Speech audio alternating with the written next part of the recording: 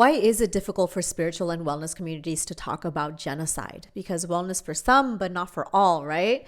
Well, firstly, we have to understand the amount of bypassing that takes place in spiritual and wellness communities to begin with. We're not just talking about Palestine. We're not just talking about Congo. We're not just talking about racism or sexism or whichever angle of struggle we're talking about. We're just talking about bypassing, period.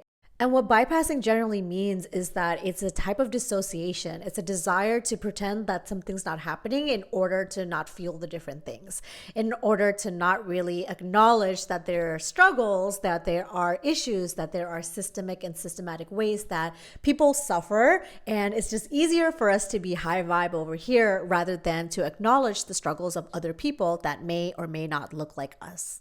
Now, every single person cannot speak upon every single thing, but we do have a collective responsibility in how we behave and how we uphold each other to unity. And what I mean by unity is that when we ignore that there's issues or that people are impacted by issues or people are feeling some type of way about an issue, that is bypassing. We're saying that it doesn't matter because it's not happening to you. So does that rhetoric sound familiar? Does that sound similar to the ways that we have acted in the past with, that's not my issue, that's not the thing that I'm dealing with, and essentially we kind of just ignore the fact that other people are dealing with it too? Of course, everything that's happening in the world is not your sole responsibility, but you do play a part in it. And all of us are a different piece of the puzzle, right? We all have a different skill set. We all have a different way to embrace and embody our gifts. We all have a different role to play. So some of our roles are speaking and some people's role is not speaking. Some people's role is to hold community. Some people's role is to talk, to make art, to create, to organize. Every single person has a different type and a different amount of energy and capacity, capability, and ability, and they are going to need to function in that way. Coming back to the point, why is it difficult for the spiritual and wellness community to talk about genocide? Is because a lot of people don't have a relationship with discomfort. They have a relationship with avoiding discomfort.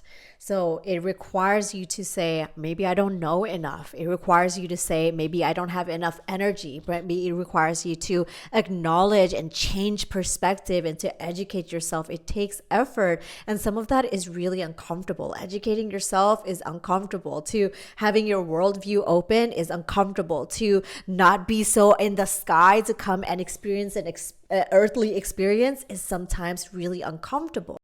Now, that discomfort prevents you from activism, and everybody's activism looks different because everybody is a different part of the puzzle. So if you're not out there in the streets, perhaps you're a speaker. If you're not a speaker, perhaps you are a connector. Perhaps you're an organizer. Perhaps you're holding space. Perhaps you are leading folks into joy. Perhaps you are doing something different that is in your skill set. But if you're not willing to accept discomfort, if you're not willing to face uncomfortable things, you're always going to be running. But who does running help? What does that actually do? And if you weren't in the spiritual wellness community with the desire to serve, with the desire towards the healing arts, to the desire to, create community and wellness and well-being for all, then we wouldn't be talking here. We are talking to the wellness and spiritual community who has the desire, who has claimed that they have the desire. Who does running help? Running doesn't help anybody.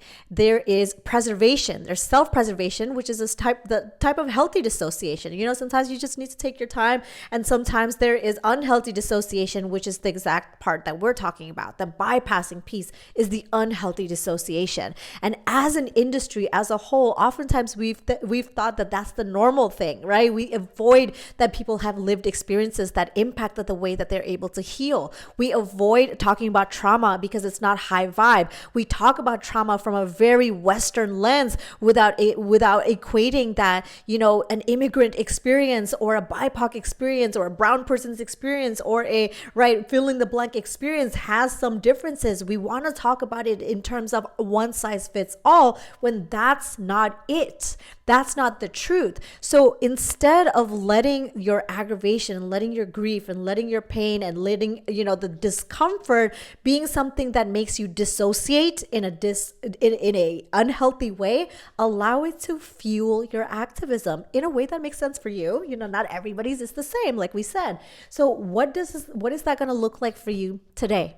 the next 2 days, the next 3 days, because time is of the essence and human rights issues are of the essence and people's lives are of the essence. And while you don't in your singular hand hold all the responsibility, you are still a part of the puzzle. So decide today, what is your piece of the puzzle? Do you go organize? Do you go speak? Do you go talk? Is it social media? Is it about having private conversation with friends and family? Is it about educating yourself? Like, what is that? Because it's not nothing, it's something, and letting that energy fuel the things that are going to help with collective unity. Okay, because if other people are suffering, you're still suffering, even if your day-to-day is chill, is cool, like, your high vibe or whatever, there's still suffering that's happening that I bet if you were to talk to your group of friends, somebody in your group of friends is feeling the impact of some world event, some world thing. And so if we're going to avoid little things, collectively it adds up. And if we're going to avoid big things, obviously collective is going to add up. So if you've been finding it difficult to say or do anything, see where your gifts are needed, see where your gifts are properly utilized, and let me know. Let's check back in. I'll see you soon.